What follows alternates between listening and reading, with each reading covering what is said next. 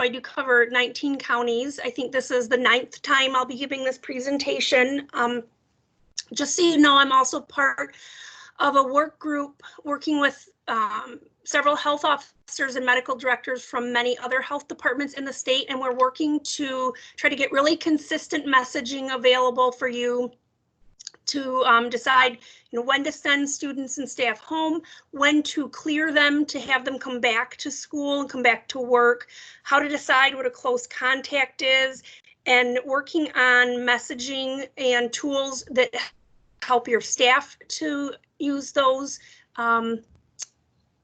resources, and to provide messaging to parents and faculty and things that are easy to understand. So we've been meeting this week, and we should hopefully get some messaging finalized by the end of the week and have deliverables to you next week. So just so you know, we've been getting obviously a lot of questions about that, and have been working really hard to get those available. But we really do want to try and have consistent messaging, because we know that there's a lot of health departments that school districts that cross health department boundaries, county to county. We don't want students to get confused because one school district has one recommendation and another has a different one. We really want to have it as consistent as possible, knowing that literally day-to-day recommendations can change. Just for instance, the recommendations for releasing someone from isolation was just changed again, probably for the 3rd time over the weekend by the CDC. So things will change as this virus continues to change, but we are working hard to get you that information. I'm going to give you a presentation to go over just kind of the basics of things as we stand, just to give you a good foundation and make sure we allow time for questions at the end. We're also working on just general question and answers as well, based on numerous questions that have been submitted to us over the last few weeks. So that will be provided to you. The other thing we'll be sending out is a PowerPoint that looks similar to this, but is much longer and much more detailed. So that's more of a reference for you. So if you're looking at it and thinking, gosh, this doesn't look like what she presented, it's not.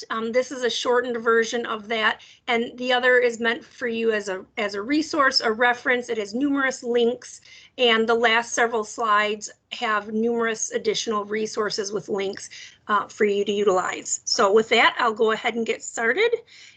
We are going to go pretty quickly just so I can leave time at the end.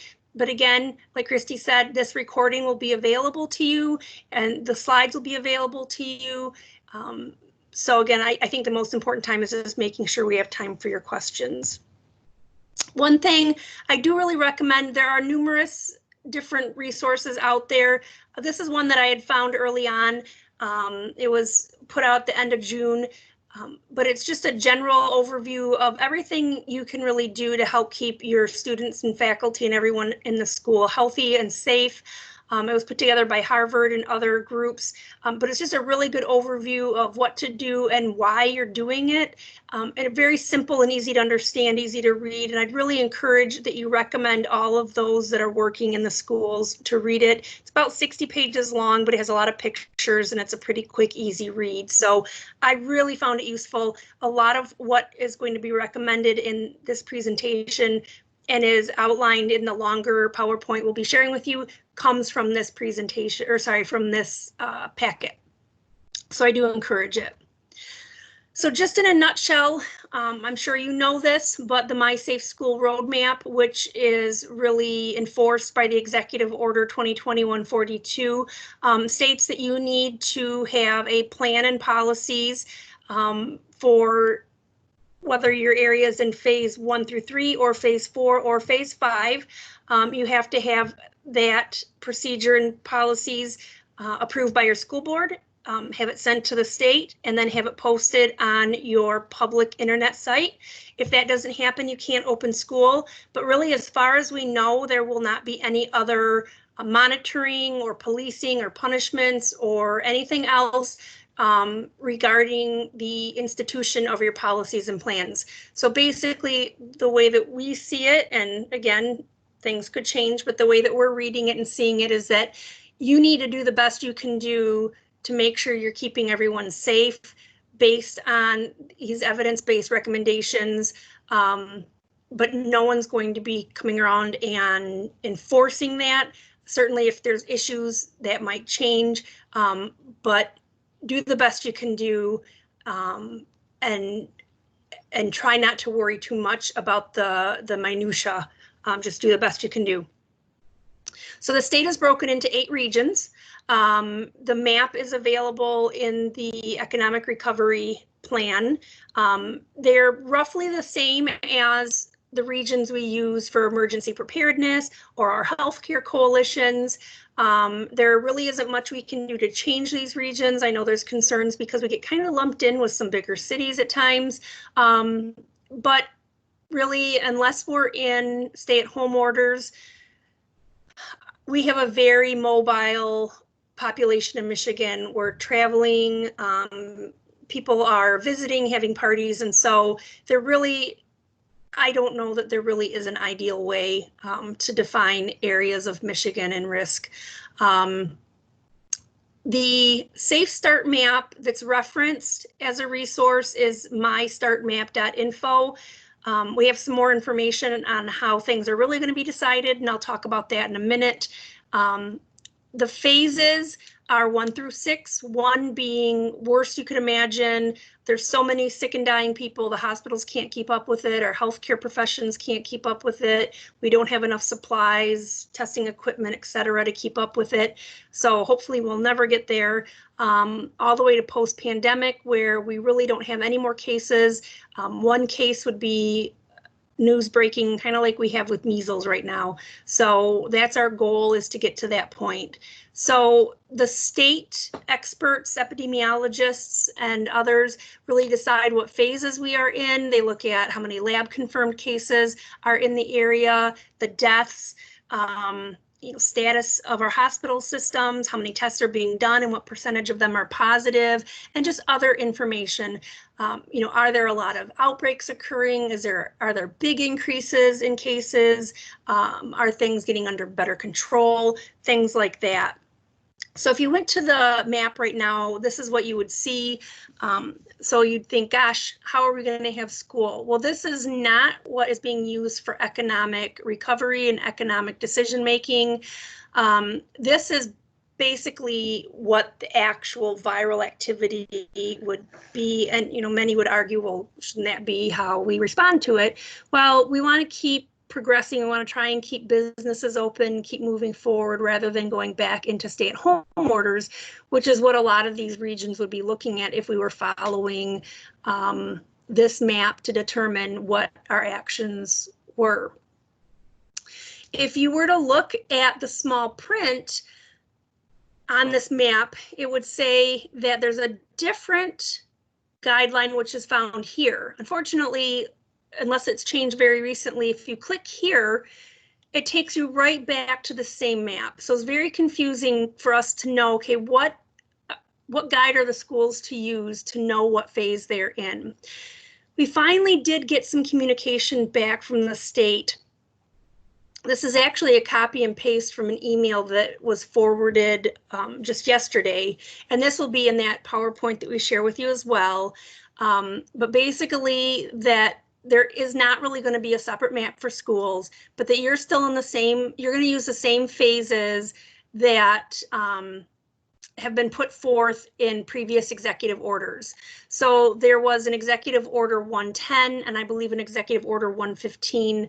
I may be wrong on that, but those executive orders are basically what took us out of the stay-at-home orders. Those are the orders that said every region in the state was phase 4, and then the second executive order said that now regions 6 and 8 are in phase 5. So unless we see a new executive order from the governor or some other official declaration, the schools will be following phase 4 of the roadmap, unless you're in region 6, which is from this line up, or region 8, which we shouldn't have anybody from region 8 on this call, but just in case, then you would follow the phase 5 plan. So if you're interested, if you want to see just how your community is doing in terms of disease spread, one way you can do that is to go to that mystartmap.info, and you'll see that map. This is kind of a full screen view of it. You'll see the map here. This is a lighter pink because I've clicked on that region. It will blow up that region down here. If I click on an individual county, it will actually give me data for the individual county. Right now, I have the data for that region. These are usually 2 blue bars, but if I click on a drop down, it will drop down and actually, no, this is just a blue bar. If I click this drop down, then it'll show me test result data, which if you look over here, it shows it trending over time. And if you hover over here, it gives you like specific dates and numbers. But basically you can see then where these cutoffs are for the different phases. And you can see here where that region started to come up over that threshold for phase 2, phase 1. So that is a place you can go if you'd like to kind of see where your county and your region is trending in terms of disease activity. Our website, DHD10.org, if you go to that website, pretty much as soon as you open that page, you'll see where you can click to go to coronavirus. And we have data for all of our counties there as well. And the state of Michigan, which is mi.gov/coronavirus, has quite a bit of data as well. And you can change drop downs to select specific counties too. So those are different ways you can look at data. So shifting gears, if we look at how coronavirus or COVID-19 behaves in kids, it seems that children are less likely to catch COVID. Mainly this has been looking at households. So if someone in a household is sick, kids are less likely to catch it than other adults are likely to catch it. If kids do have COVID, they do seem less likely to give it to other people. There are studies that have looked at other schools. Other countries have opened schools, mostly back in the spring. A lot of countries reopened, and there have been some countries that never really closed. However, they have not had as much COVID as we have. The US has really had the most COVID activity of any country. So we just have to keep that in mind when we're looking at those studies. But typically, when kids do have COVID, it's less severe than adults. Kids with comorbidities like asthma or congenital heart disease do seem to be at higher risk for complications, similar to how adults with comorbidities are. If a child or an adult is exposed to COVID and does get infected, for adults, it's usually about 5.5 days before they'll show symptoms. And in children, it's about 7.5 days. Remember, many people that do get infected never do have symptoms, and kids particularly seem to be likely to have asymptomatic illness. Kids that have similar types of symptoms as adults, but they tend to be more mild, and they tend to have more runny nose, stuffy nose, sore throat type symptoms. This is a table I put together looking at 2 big reviews of symptoms. About over 24,000 adults and over 7,000 kids. 2 most common symptoms in both of them is fever and cough. As you can see, about half of kids don't have a fever, and about 1/4 of adults don't have a fever. Still, fever is very suggestive, but just because someone does not have a fever, it does not mean that they don't have COVID. I know that's a lot of negatives there, but it does. You don't have to have a fever to have COVID, basically. And same with the cough. There are about half of people, kids and adults, who will never have a cough. But kids are more likely to have a runny nose and congestion. They're more likely to have a sore throat. They're less likely to have abdominal pain, diarrhea, nausea, vomiting. Adults are a lot more likely to have muscle aches, tiredness, fatigue, headaches, so more of those constitutional symptoms. So adults just feel crummier. Kids tend not to, and we see that a lot for a lot of other illnesses. So big take-home messages here. The people in your building that are most likely or at biggest risk for getting COVID, spreading COVID, having severe illness from COVID, ending up in the hospital, and dying from COVID are the adults that are in your school. So your staff members, your coaches, your bus drivers, your cafeteria workers. So as you're looking at prevention methods, keep that in mind. So talking about prevention methods, when we're looking at masking, that is very important. Social distancing or physical distancing is going to be a challenge to do in schools. We all know, class sizes are large and it is a challenge. And walking through hallways, going to bathrooms, it's just going to be a challenge. And so masking becomes very essential. So regardless of what the roadmap says, really everyone that is able should wear a face covering as often as possible. Realistically, though, you're just going to have to do the best you can do and really try and focus on the highest risk settings that you have. But we know this is going to be a challenge. When you can, allow mask-free breaks as often as you can, when you can. So an example might be if you're in phase 5, try and require masking all the time. But if you have high school students or middle school students who are reading quietly or doing classwork and not talking, they would be allowed to take their mask off. But if they're talking or doing classwork where they're interacting, they would need to have their mask on. So that would be an example of a mask break. If you're working independently and not talking, you can slip your mask off.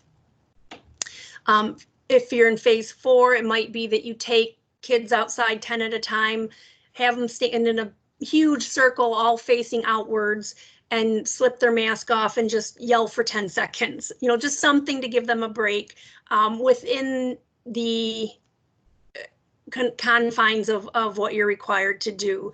I know it might not all be allowed, but whatever you can do to give kids little breaks might help with compliance. So the challenges that you'll need to think about as you're working on your policies and procedures, who's going to wash the masks? Realistically, our kid's going to take them home, wash them, and bring them back. Or parents going to do that. It says that they should be washed every day. Really, they're probably not going to get that contaminated every day. And every time you wash them, it does wear them down some, but again, that's what it says to do. Our kids going to remember to bring them. Likelihood is they're going to get forgotten a lot, just like everything else that is supposed to come back to school gets forgotten a lot. We do have people who just do not believe in COVID or believe in masking or believe in a lot of these efforts. And, you might have parents who intentionally do not send the masks to school. If kids forget their mask, are you going to have extras? You will likely want to have disposable masks available for kids who forget to bring their own cloth mask. Who's going to monitor them for wear and tear? If an ear strap gets broken or if they get holes in them, obviously they're not going to be functional anymore. So who's going to really keep an eye on that and do something about it if that occurs? How will you address claims of medical exemptions? And I'll talk more about that in a minute. And if you have adults or kids who just say, I am not wearing that mask, you can't make me, how will you address that? We've had questions about concerns with safety, especially for young kids. And there have been mask requirements for decades for healthcare workers and other professions. And there have been studies on those that have worn masks for 12 or more hours a day for days on end because of concerns with safety. And medical grade masks are typically much more restrictive. And really, there is no detriment to health. There's no impairment to cognition. There's no low oxygen levels, no significant CO2 retention. It's mainly comfort, and people that wear chafing or tight masks for really long periods of time might get skin irritation or rashes or things like that. So as people wear them longer and longer, they get sick of them and start touching their face and moving them around. So those are the things to watch for. The really young are advised not to wear them just because the concern is that they mentally and neurologically might not be able to understand if they're having a problem with their mask and be able to remove it. So it's not so much that it's a risk to them to wear a mask, it's just that they might not neurologically be able to remove it if there were a problem. And we'll talk about alternatives here as we go. A big risk could be teachers in terms of spreading virus. Like we mentioned, adults are more likely to spread it if they're infected. You spread virus for 2 days before you know you have symptoms. And again, some people never have symptoms. So if you have a teacher speaking loudly in front of a group of kids and they're contagious, they could be actively, just spraying virus out to a class. So it's important that they wear a mask, but certainly there's concerns about kids' ability to understand what they're saying, especially younger kids. So there is specific mention in the roadmap about allowing teachers for younger ages to wear a clear face mask. Well, what is a clear face mask? It's not a face shield. I put 2 examples here. The one on the left is one of the commercial options available. It's not one that I necessarily recommend. It's just one that I found when I Googled it. It's meant for medical use, but it's something acceptable that you could use. If you do look at this, you'll notice that it says single use only, dispose after use.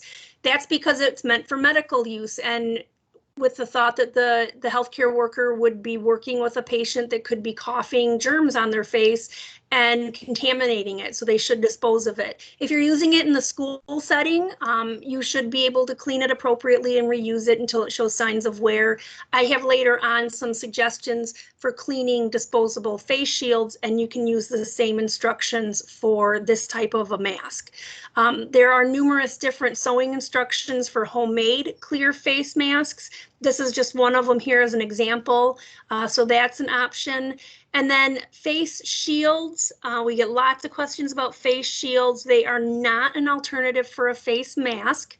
And from what we've heard through the grapevine is that a face shield will not fulfill the requirement of a face covering in the roadmap. So if that's something you're thinking about doing, you'll want to talk with your legal counsel or the Board of Education, the Michigan Board of Education, or someone who knows how to interpret that roadmap.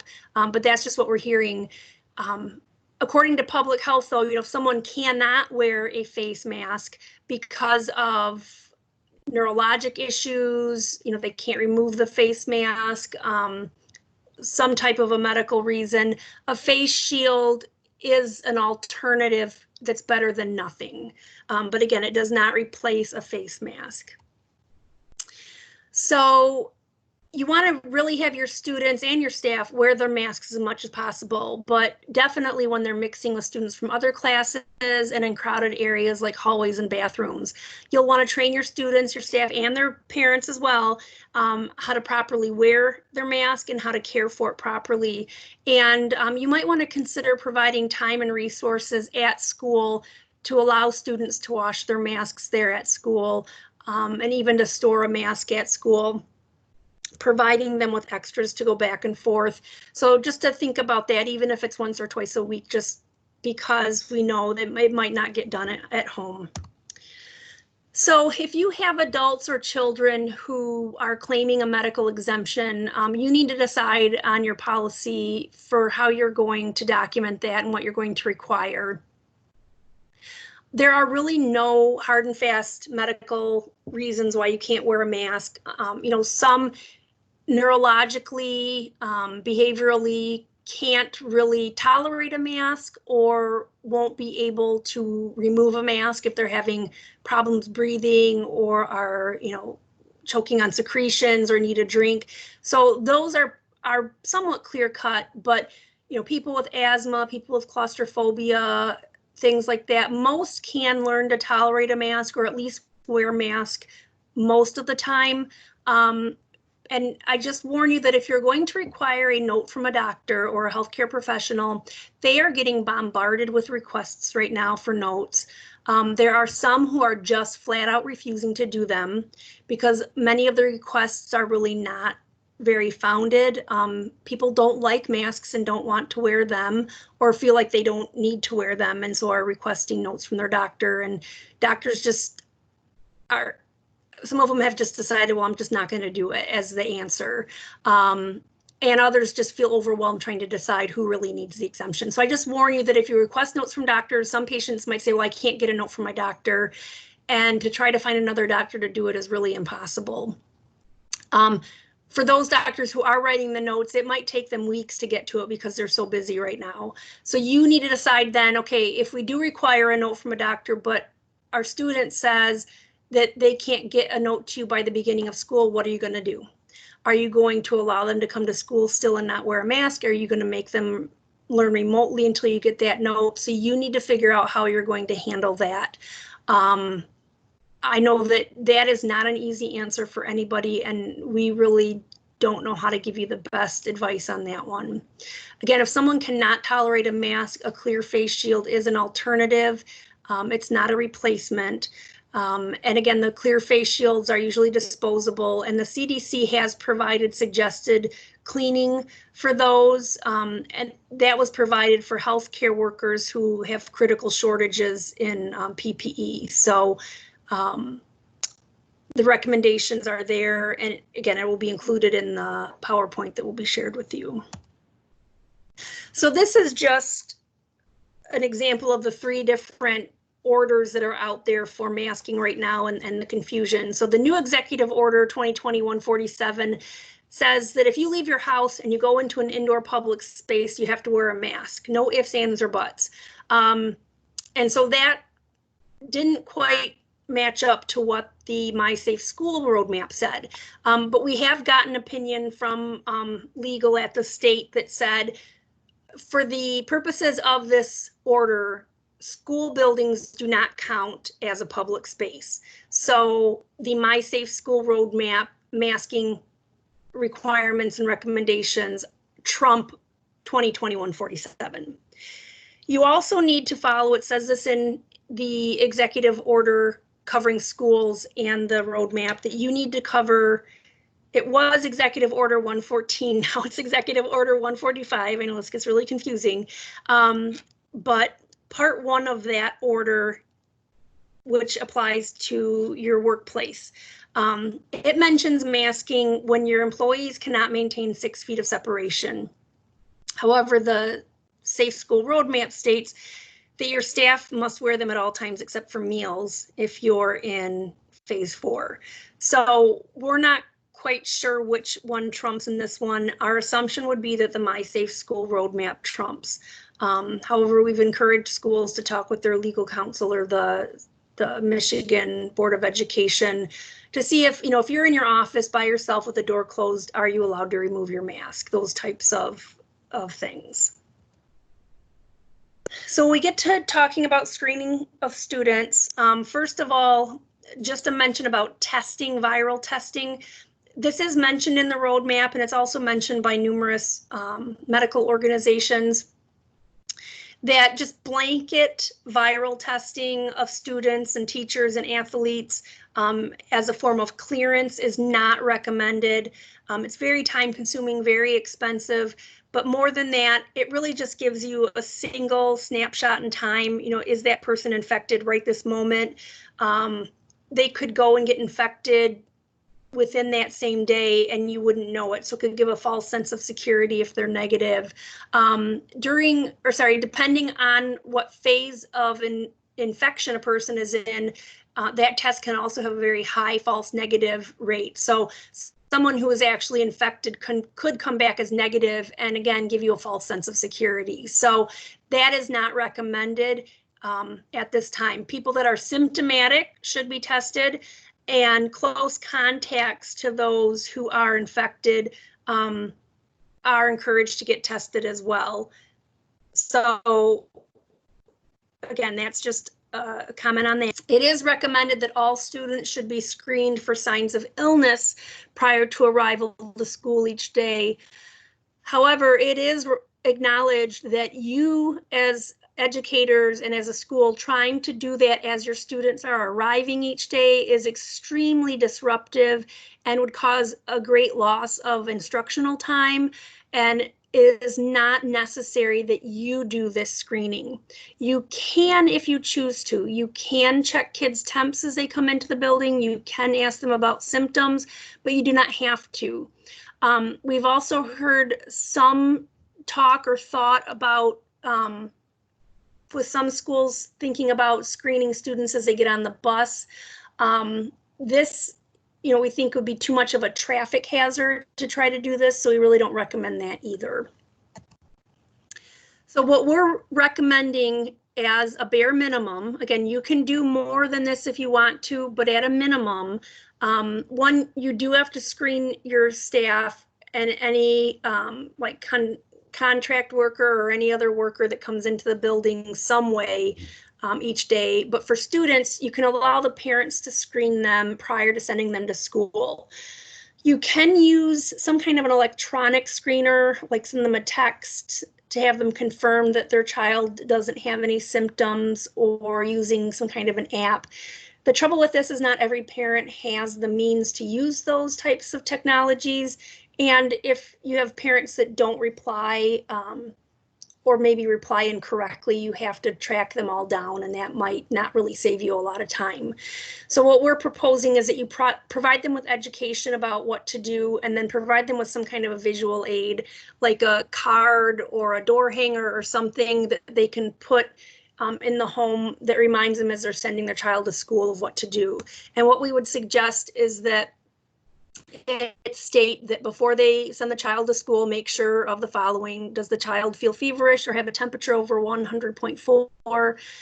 Does the child have any of the following symptoms? Has the child had any close contact with someone diagnosed with COVID-19?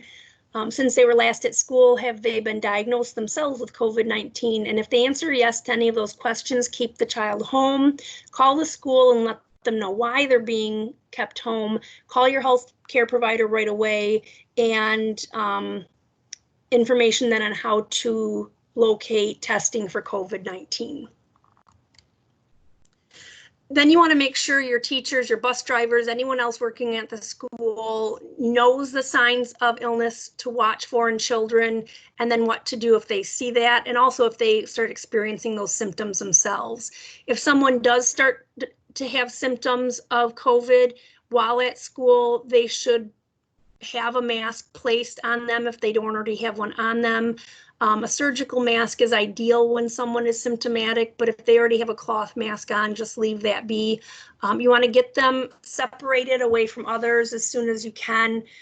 It is recommended but not required that you have a quarantine area. Ideally, you should have 2 separate areas identified, one for children that you suspect could have COVID and one for other children. So children that might need their insulin, children that have a headache, children that have hives, the children that don't have COVID.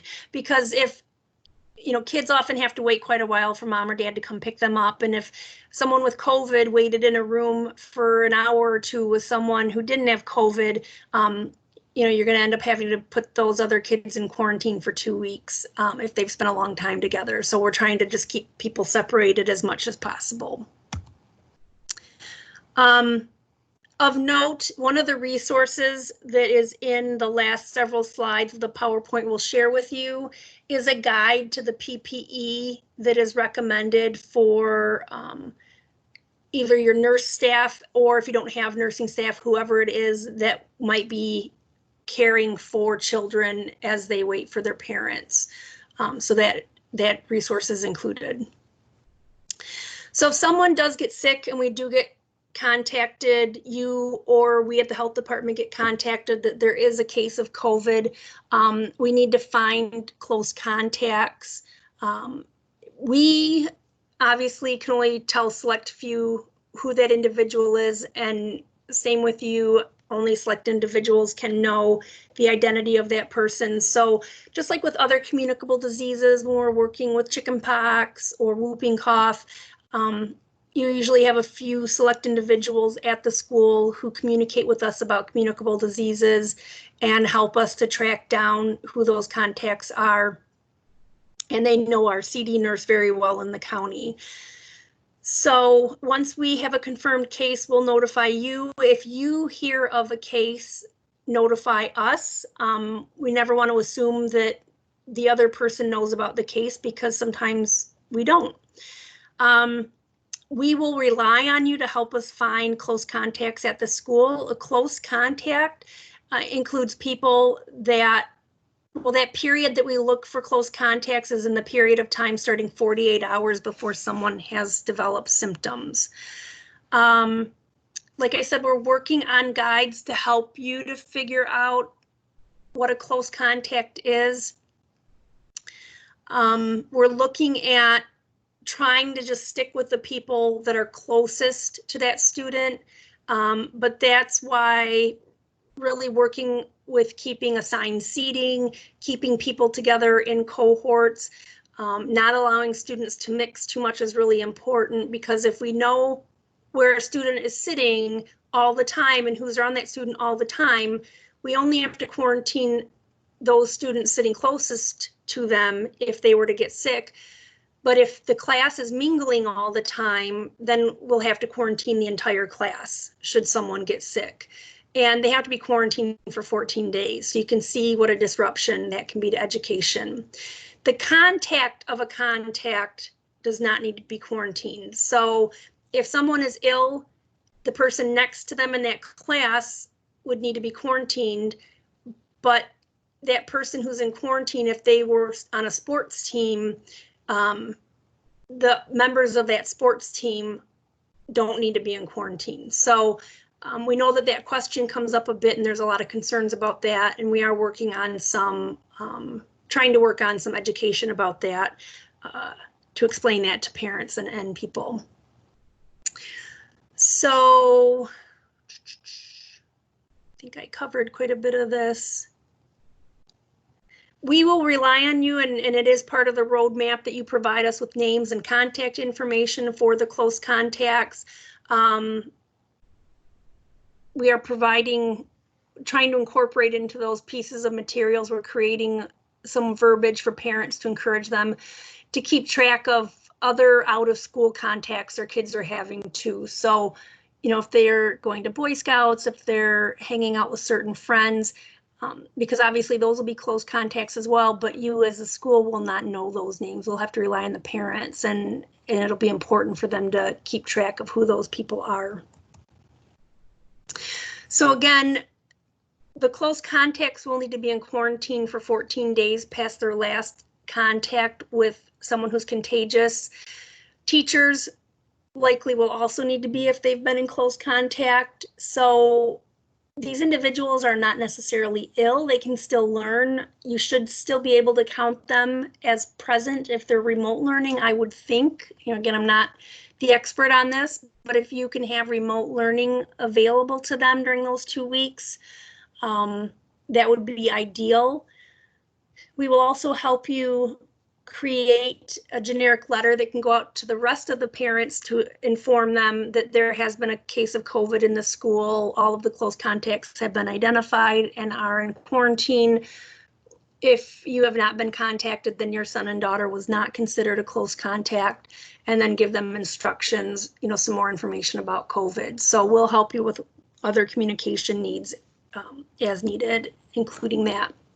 This is just a little bit of a discussion about how COVID is spread. Some other states and some other organizations have really just said that if there's a case of COVID in the class, the whole class has to be on quarantine. One is just easier to contact trace then. You don't have to think about where they sat, who they sat by. And that's kind of the safest way to play it. We really don't want to do that because, like I mentioned before, kids tend to be less likely to spread it and kids tend to be less likely to catch it. So we really don't think we need to be that aggressive. Plus, that, if you think of a high schooler who's been contagious, if they're switching classes several times a day, that could lead to a lot of people out of school. So we really want to try to not disrupt class as much as possible. But there are things, it's more than just 6 feet apart for 15 minutes. And so we do have to look at some different factors, and we may have to, consider people as contacts that you might not think of as contacts. And so we just want people to be aware why we say someone's a contact if they weren't necessarily with someone for more than 15 minutes or were further apart than 6 feet. So the intensity of exposure is important. And so in a group like this, if they've shared vape pens, if they share drinks, if they've been kissing or hugging, if they've had close physical contact, even just one time, that's a high intensity contact or exposure, and that would make them a close contact. Frequency, if let's say your receptionist is contagious and those kids who just love those receptionists and go up and have a little talk with them every morning for a few minutes, and get right in their face no matter what you try to do.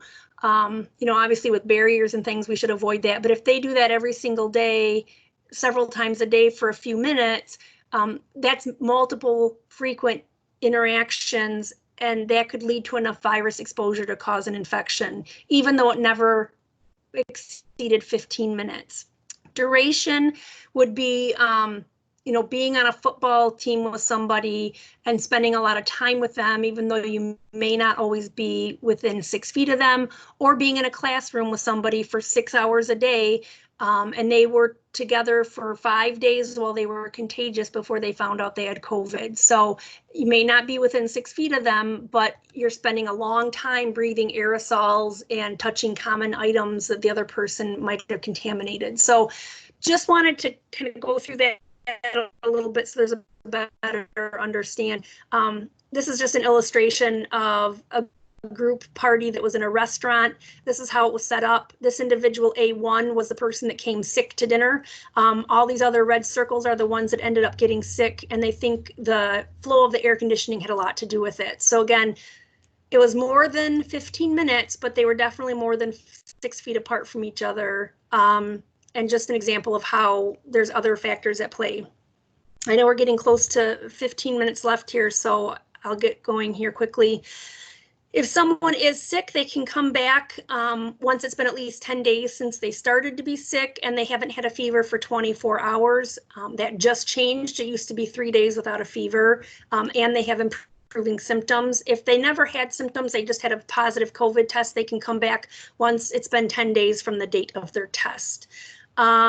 Again, kids could be on quarantine or teachers could be on quarantine because somebody in their household is sick, not necessarily related to school. So to be ready to teach them remotely is important. You might have students who have comorbidities or their family members have comorbidities and they're scared to come back to school because of those reasons.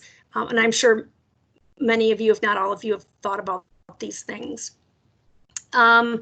In terms of closing school, again, according to the roadmap, if we get into phase 1 through 3, then we have to go to remote learning. Cross our fingers, they might decide that kids are at low risk for spreading COVID, so closing schools will not impact community spread, but we'll see. If there's a large outbreak within the school, like with influenza outbreaks, there might need to be discussion about closing the school just to let that outbreak stop. That is something that we would have a discussion about, and we would help you to decide. Usually we leave that to your decision unless things get really out of hand and we need to intervene, but it's almost always the school's decision with our help. So for your staff, again, you have to follow Section 1 of the Executive Order 145. Most of you are probably already doing that. I have here links for District 10, has a business toolkit that kind of walks through resources to follow all of those steps. This is really, really busy, but these are all the steps in Section 1. Again, one of them is to do a self-screening of employees. We do have a questionnaire in our toolkit, and there are apps and different things available to help you with that, including one from the state of Michigan. Cleaning, I have a lot more information in the PowerPoint that we'll send you, but one question I get a lot is, our cleaning product isn't on the EPA list and that shows things that are active against COVID-19. What you can do is look at the label of your product, see that it is registered with the EPA, so you know that it's a good product, and then see if it lists human coronavirus as a target pathogen. If it has those two things, then you can keep using it without any worry. Make sure you follow the directions so that it does work well. If you're looking for new products, the ideal thing to do, the American Academy of Pediatrics does say that hydrogen peroxide, ethanol, and citric acid are the ideal active products just because they are the safest for children. But it's not an essential thing. That's kind of the dream cleaning product for kids. So before school, you want to make sure you've trained and educated your staff, your teachers, the students, the parents about the new policies, procedures, the expectations. There are a lot of resources online on the CDC, other places like that. Plan to have continuous education with the parents and your staff. Be honest. Don't try to sugarcoat this. This is going to be a difficult year. It's going to be weird. It's going to be different. You might have to close school from time to time, but being in school is good for the kids. They'll learn better. So just be open and honest. Most schools have kind of a morning message with the students.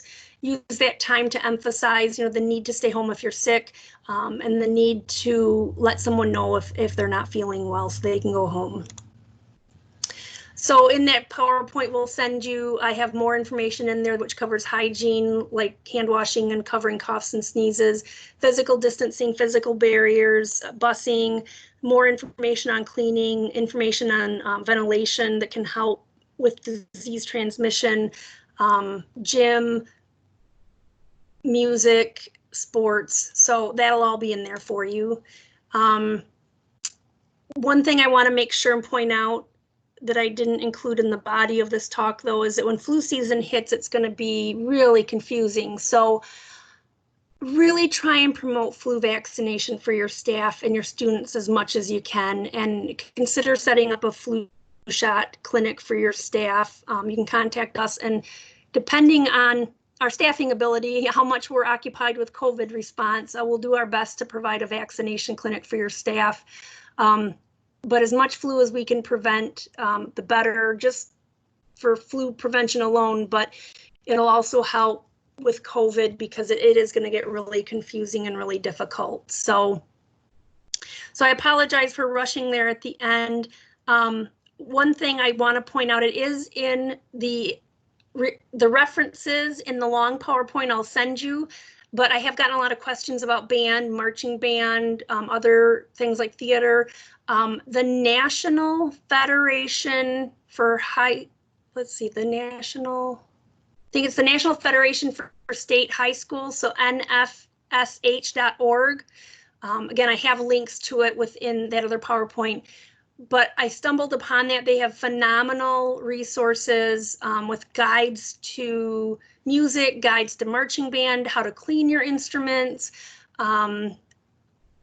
information for sports, just for anything basically for performance or sports. It's really good. So, all right, well, I will stop there and I will open it up to questions.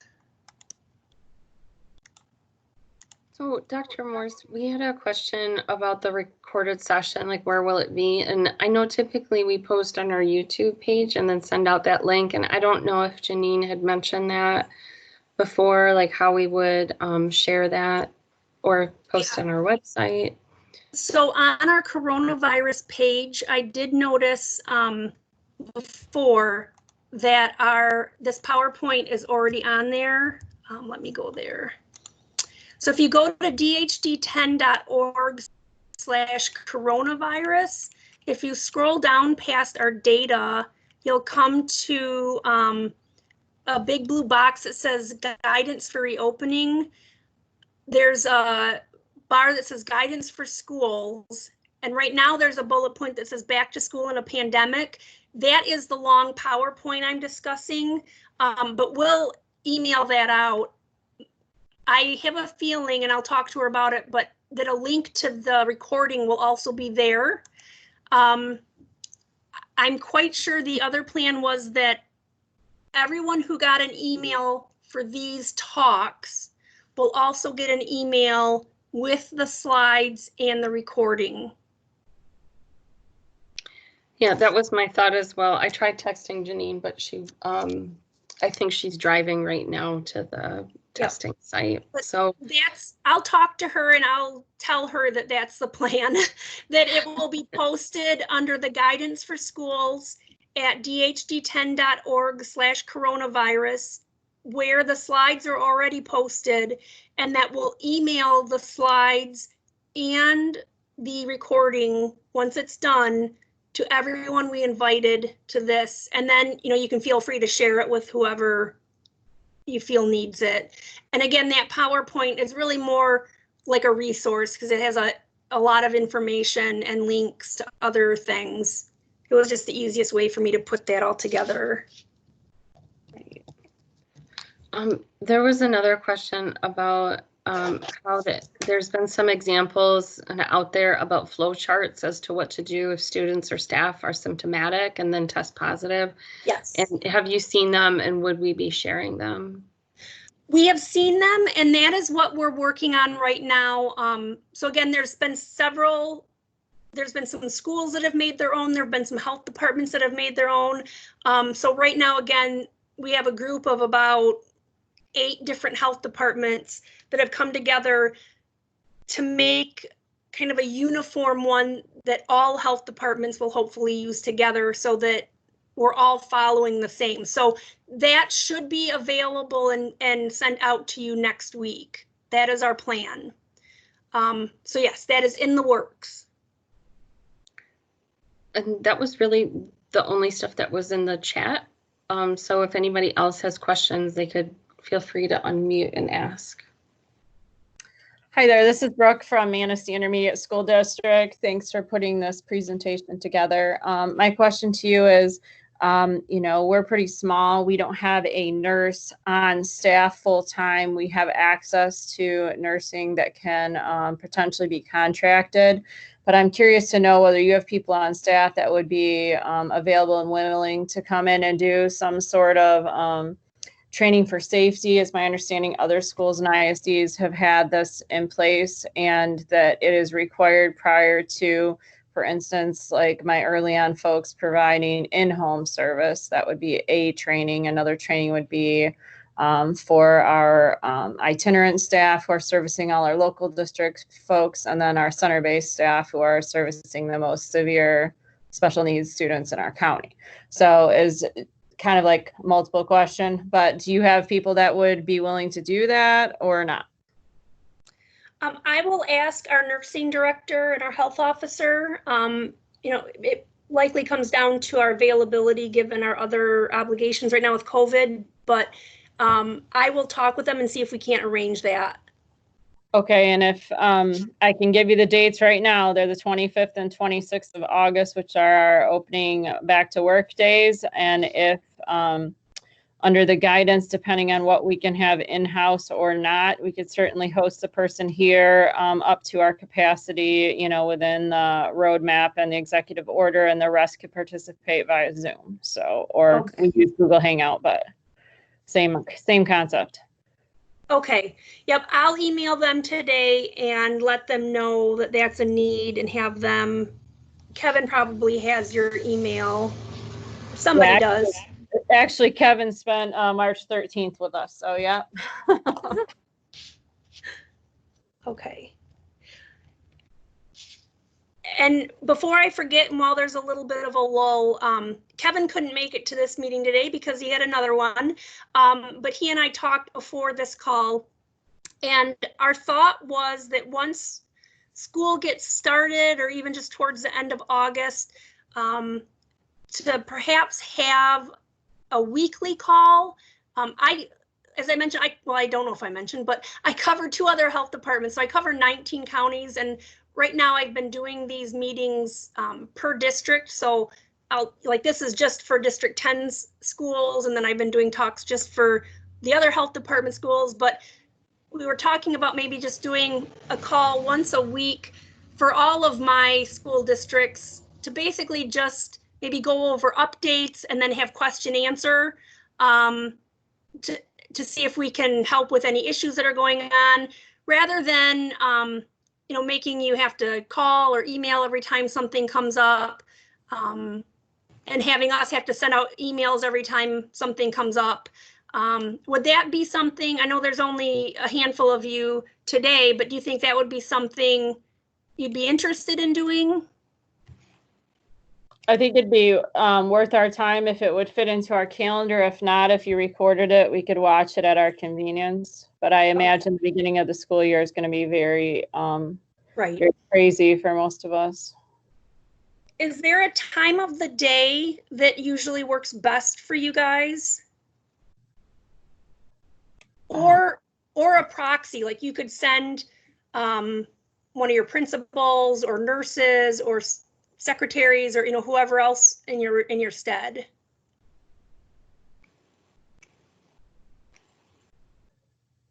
For me, the answer is no, not any particular time of day. Like early morning or late afternoon?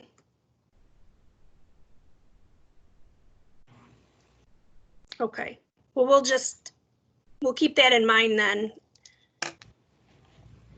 Any other questions? Can we circle back real quick, because at the ISD, and I'm sorry, but there's a few people on here, we are contemplating doing the screening ourselves with a paraprofessional before the students get on the bus, because most of them are escorted to the bus with a parent, using the thermometer and asking the handful of questions. With your background, have you done any research with your attorneys to say if we, I kind of feel like it's our obligation to keep some of this information. So we screen them at 7:30, they have no fever. We screen them at noon, they have a fever. We're going to need to know who's on that bus and who they've been around between, the time that we took them into our care and the time we're returning them back to their family.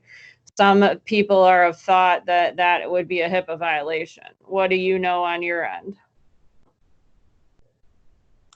HIPAA does not apply to you. HIPAA applies to health insurance and medical organizations, but there are only specific organizations that HIPAA applies to. And I think, and that gets confused quite a bit. But yeah, and that can be looked up pretty easily too, as to who HIPAA applies to, but HIPAA does not apply to schools, FERPA does. But if we were to say, Johnny, take his temperature at noon, he has 103 temperature, we document it on the sheet for his class along with every other kid in that class for that day. So if Johnny goes and gets tested, he becomes COVID positive, we flip to the sheet for that day where we got him with his fever, we would know exactly he's been in contact with that day. Holding that data you do not think is illegal, is that correct?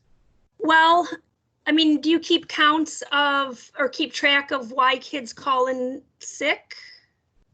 Yeah, for sure. Whether they're excused, not excused. Yeah. So to me, that wouldn't be any different. Again, I'm not a legal expert. I'm not an expert on education law by any way, shape, or form. So I usually chicken out and say you need to talk to your legal counsel on that one. But to me, it's not any different than keeping track of sick notes or, communicable disease reports or things like that. But, I can't give you a definitive answer just because that's not anything in my specialty. Okay. Well, we have been on many conference calls with our attorneys and they keep referencing HIPAA. So that's why I'm asking you. Yeah, I would look it up if, that's how I would figure it out, would be to look it up. But you're not a covered entity by HIPAA, as far as I know. Okay, thank you.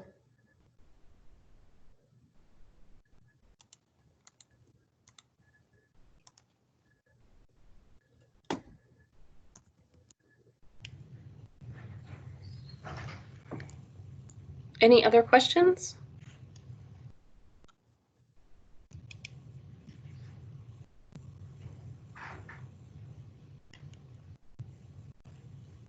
looks like we're good, Dr. Morris. All right. So, yeah, I was just looking up. A covered entity of HIPAA is a healthcare provider, a health plan, or a healthcare clearinghouse. So, and that's on the Health and Human Services website. So the bosses of HIPAA. All right, well, I really appreciate your guys' time, and we'll get everything sent out to you. And Brooke, I'll follow up with Kevin. Thank you very much. That would be great. Yeah.